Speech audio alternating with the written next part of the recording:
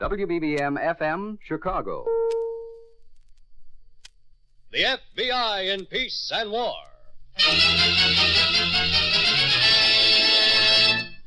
The FBI in Peace and War is brought to you by refreshing, delicious Wrigley's Spearmint Chewing Gum. Enjoy chewing Wrigley's Spearmint Gum every day, as millions do. The lively, long-lasting flavor cools your mouth and freshens your taste. The pleasant chewing adds enjoyment to whatever you're doing.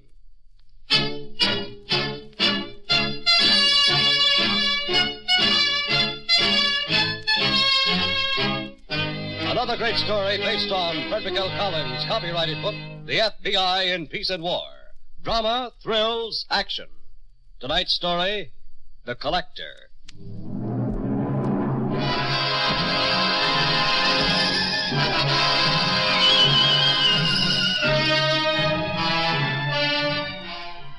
Question. Miss Dorso, how long had your brother been working for Sylvan Mordenoy?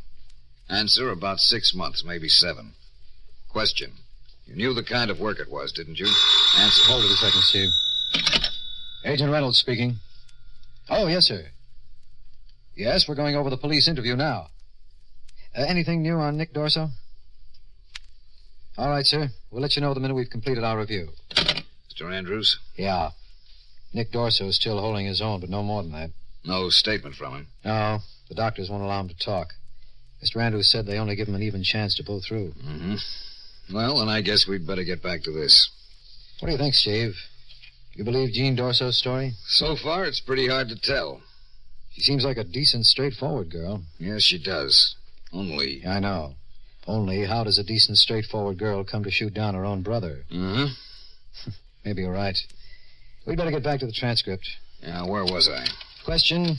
You knew the kind of work it was, didn't you? Answer, yes, sir, I did. Question. And Nick's wife, did she know? Answer, no, he always kept those things from her. Question. Those things? Answer. How he worked for a loan shark, how he took in his collections, things like that. Question. Could you give us an example, Miss Dorso? Answer. Like the night he collected from old man Angelo. Question. Miss Dorso, suppose you tell us in your own words exactly what you know about that. Answer. Well, it was like usual.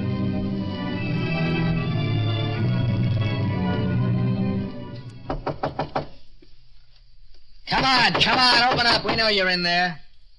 Gus, knock one more time, then you and Arnie kick in the door.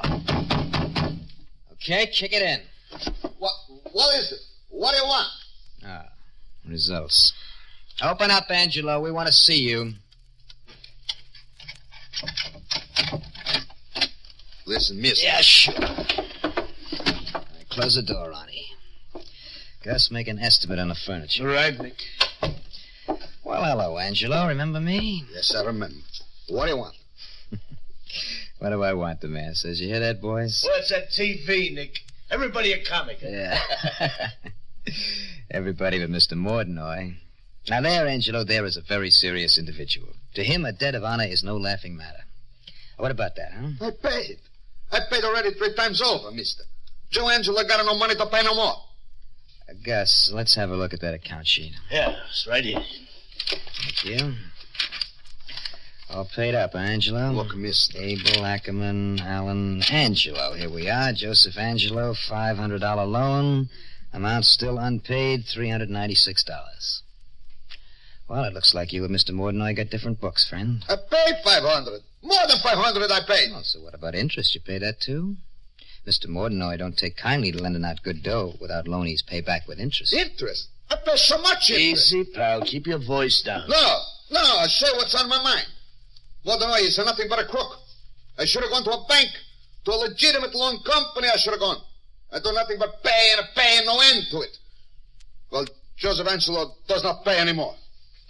Mm-hmm.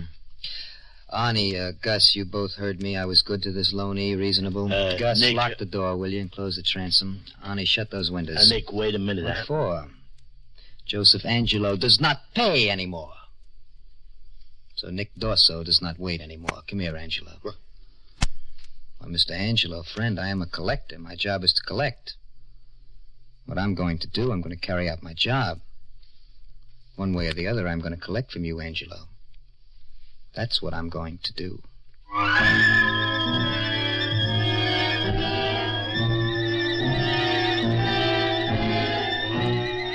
Question. And will you tell us how your brother collected from Joseph Angelo? Answer. He beat the poor man up, that's how. And also he and Arnie and that Gus, they moved out all his furniture. Question. How much did Nick get paid for doing this sort of thing? Answer. I don't know exactly, only it must have been quite a lot. He was always giving his wife money. Nick always had plenty of cash on hand.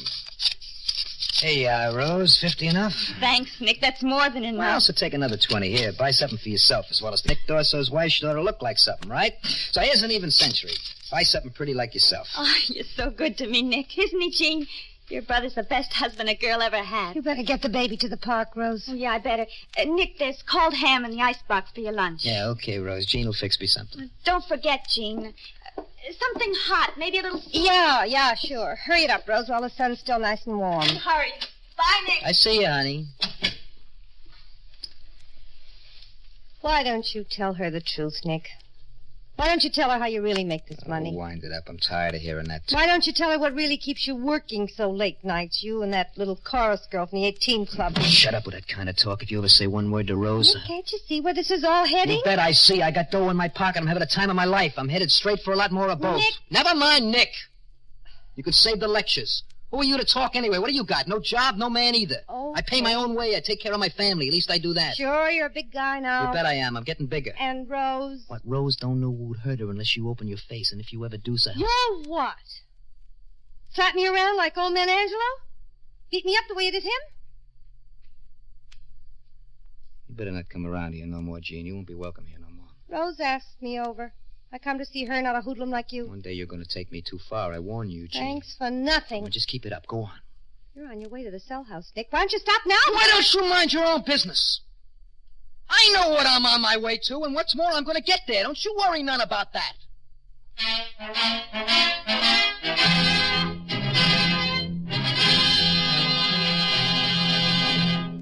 Back to the collector in just a moment.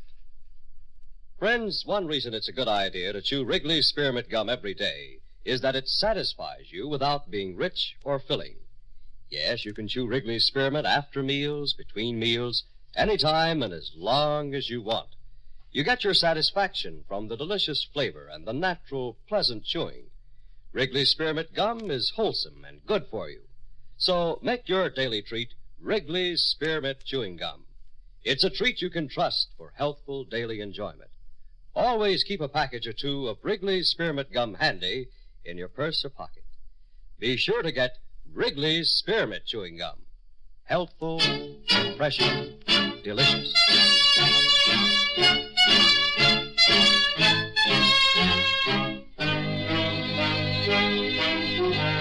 Act 2 of tonight's story on the FBI in Peace and War, The Collector.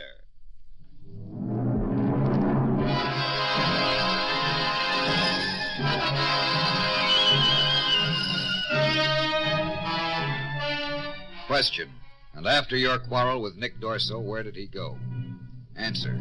To see Mr. Mordenoy. Question. Miss Dorso, were you acquainted with Sylvan Mordenoy? Answer. No. I only knew him by name, and maybe I spoke to him once or twice when I answered the phone for my brother or Rose. I only knew he had a nice speaking voice and good manners and lived in a swank penthouse in the fancy section of town. Hello, Philippe. Is Mr. That you, Nick? Yeah, Gus. We're out here on the terrace. Right. Okay, Philippe, thanks. I know my way. Hey, Philippe, while you're at it, Mr. Mordenoy wants some more of them little black eggs there. Come on out, Nick. It's nice and cool out here. Yeah, feels real good. How are you, Gus? Hello, Mr. Mordenoy. Draw up a chair, Nick. Gus, a plate and a glass for our friend. No, thanks. Just have my lunch. Lunch? My dear fellow, you must keep better hours. Sleep is vital to the thinking man. Am I correct, Gus? 100%.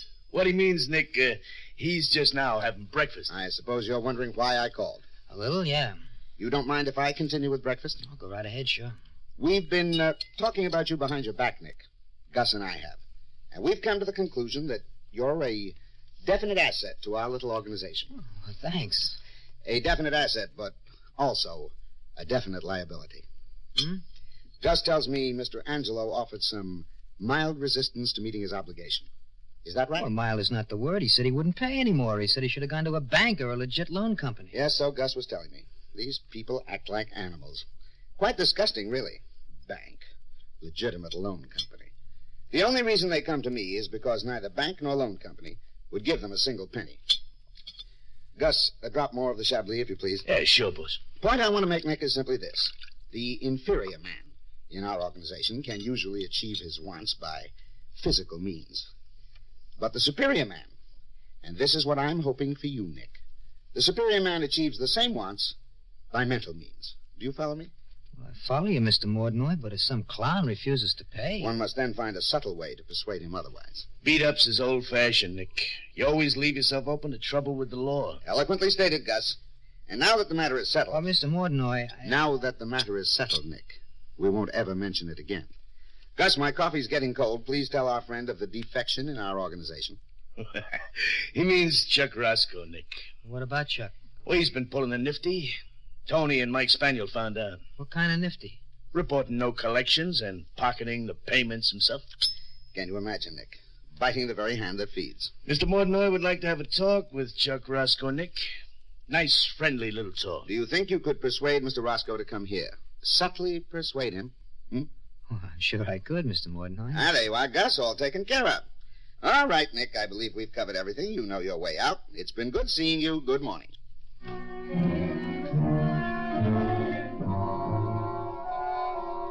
Question.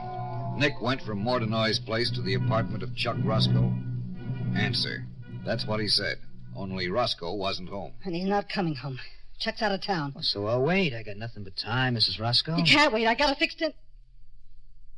Go on. You got to fix what? Nothing. Nothing I got to fix. Dinner, maybe. I see the table is set for 2.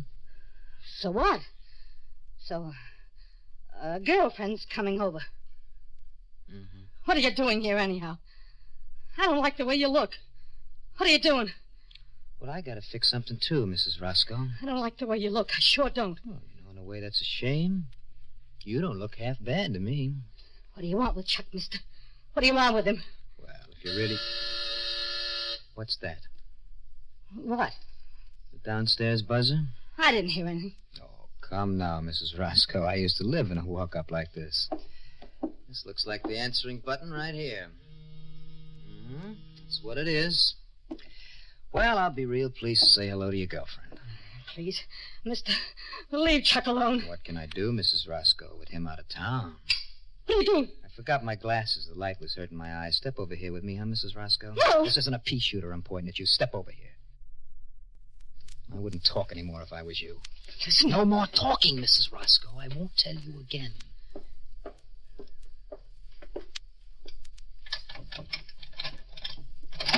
Chuck me in! You want him on my lungs! Stay where you are, Chuck. Stop or I'll throw you. I'm sure you asked for it.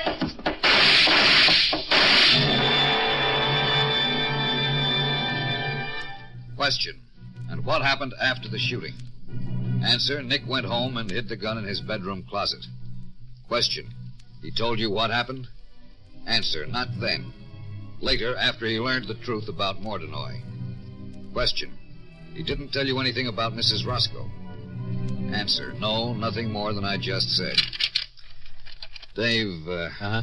It was right after the shooting that you saw Mrs. Roscoe, wasn't it?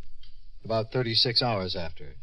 The police here didn't know Roscoe's background for almost 24 hours. The shooting was on a Wednesday. Their wire came in Thursday.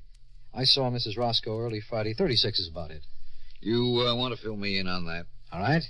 I saw Mrs. Roscoe at the hospital before noon on Friday. She was brought there after the shooting in a state of shock. I think you know that much. By the time I arrived, she was considerably better, but her eyes looked as if she had been crying constantly. Please. I don't know anything. Nothing at all. Mrs. Roscoe, I'm here to help you if I can. Your husband has been killed, shot down. Surely you want to... Someone wanted your husband out of the way, Mrs. Roscoe. Why? I don't know. I tell you, I don't know. Did you know that Chuck Roscoe was wanted by our bureau? No. You didn't know? No, maybe I did. Yes, I guess maybe I did know that. What difference does it make now? What difference? I don't know. But you did know he was wanted by us. Yes, yes, And you also knew that he was doing something illegally here in town. yes. I've been speaking with Inspector Kendall of your local police force. It's his guess that your husband was mixed up in a loan shark operation of some sort. Is that right? Will you tell me the name of the man or men behind this racket? Mrs. Roscoe, please try to understand why I'm pursuing this. Mr. Reynolds, I'm afraid. Tell me the names of the men and you won't have to be. I'm so afraid. You won't have to be anymore, Mrs. Roscoe. Just tell me the names and I promise you, you won't be afraid anymore.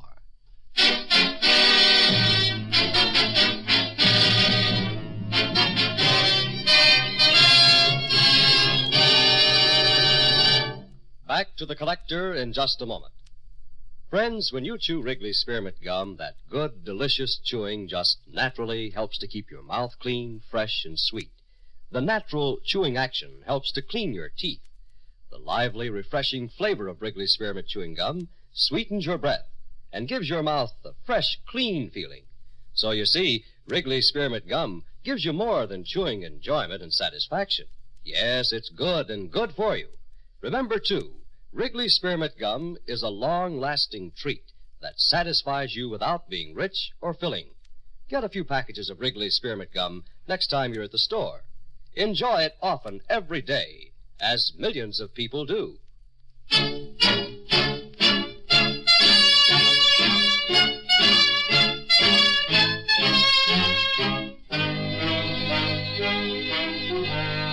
Act 3 of tonight's story on the FBI in Peace and War, The Collector.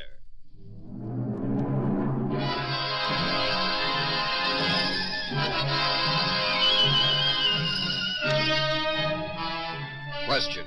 Now, Miss Dorso, do you want to tell us exactly what happened leading up to your shooting your brother? Answer. It was an accident. I didn't mean to shoot Nick. Question. Why don't you tell us just what happened? Answer.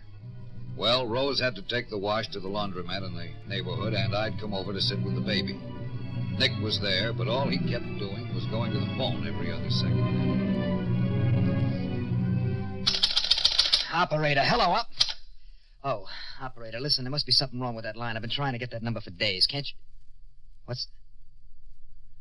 Oh, I see. You sure, huh? All right, never mind. Nick? Huh? Oh, it's you. Nick, don't be a fool. Get out of my way, Gene. I want to finish packing. If you run away, that'll only make it worse, Nick.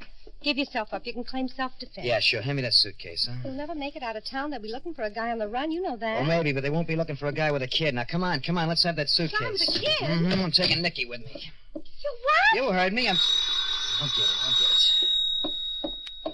Hello. Hello, Nick. This is me, Gus. Well, Gus, where's everybody been? I've been trying to reach you like crazy. Hold on a minute, Nick. Somebody wants to speak to you. Is that you, Nick? Mr. Mordenoy, where are you? Where are you calling from? Nick, I don't want you to talk. I want you to listen carefully. I'm speaking only once, and then I'm hanging up. Go ahead. The organization has left town. Because of your indiscretion, we were forced to leave. You won't know where we are, so don't attempt to contact us again. I'm sorry, Nick, but it seems you're inferior after all.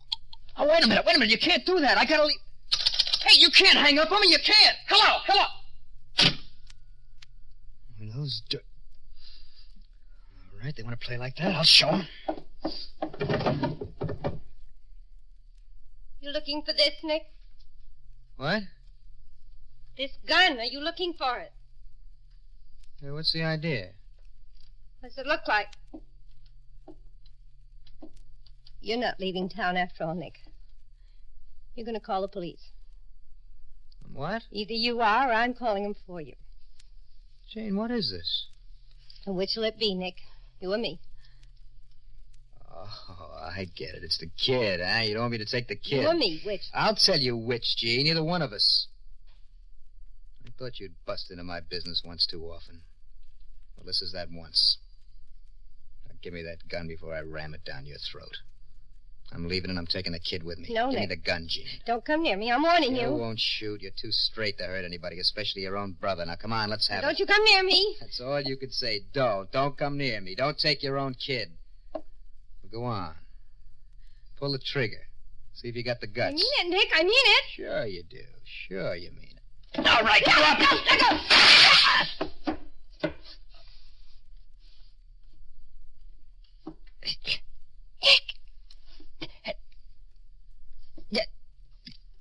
Give me a doctor, Gene. Gene, give me a doctor!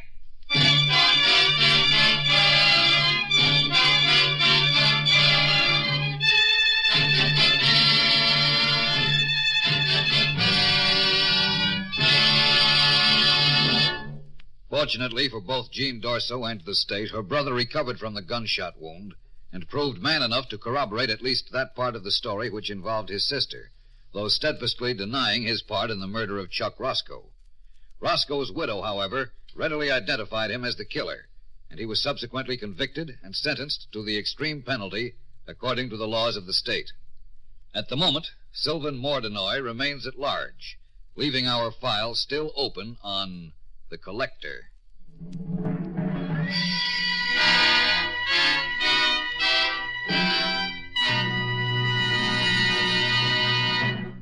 Remember, friends, when you want a tasty treat that satisfies you without being rich or filling, chew a stick of Wrigley's Spearmint Gum. There's lots of delicious, long-lasting flavor in a stick of Wrigley's Spearmint Gum, real taste enjoyment. And besides, you get satisfaction from the pleasant chewing. It gives you comfort, helps relieve tension, and helps to tide you over till mealtime. So do what millions do. Keep Wrigley's Spearmint Chewing Gum handy and enjoy it every day. And you can enjoy it as often as you want because you know it's good and good for you. Inexpensive, too. Be sure to get Wrigley's Spearmint Chewing Gum. Healthful, refreshing, delicious.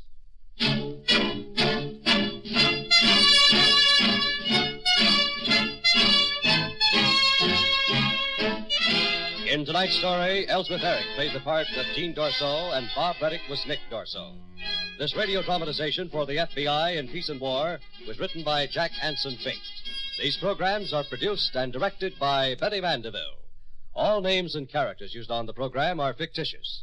Any similarity to persons living or dead is purely coincidental.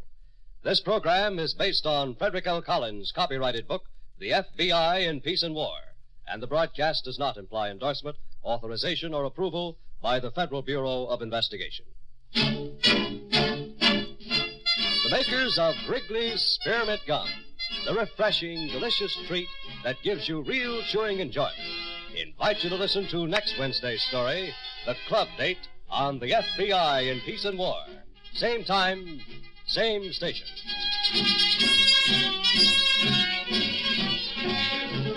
This is the CBS Radio Network. Homeowners, if you own an oil burner, you probably know what an inconvenience a service call on a stormy winter night can be. And a major cause of oil burner service calls is clogged filter screens. Well, this winter you can find the answer in Shell Furnace Oil, which contains a special ingredient, FOA-5X, that puts an end to clogged filter screens. This was proved when Shell Furnace Oil with FOA-5X was tested in thousands of homes for 3 years. In these tests, not one case of oil burner shutdown due to clogged filter screens was reported. Shell Furnace Oil with FOA-5X actually cleans as it heats.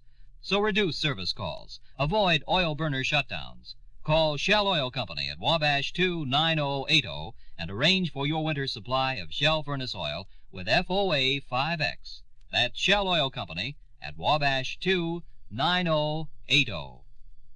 36 degrees.